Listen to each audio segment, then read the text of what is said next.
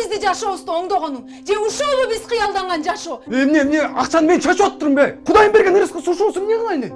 Ырыскы ушул эле болсо анда отур үйдө бала карап, мен иштейин анда. Намысың жок сен, юбка эле кийип ал. Суу болгон турбайбы кызым?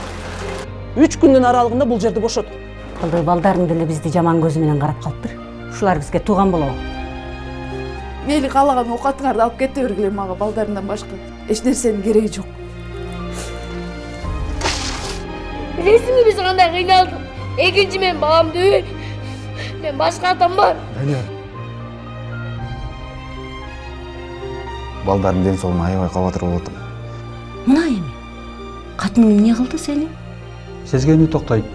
Бирок мурдагыдай басып кетишине көбүрөөк убакыт талап кылынат.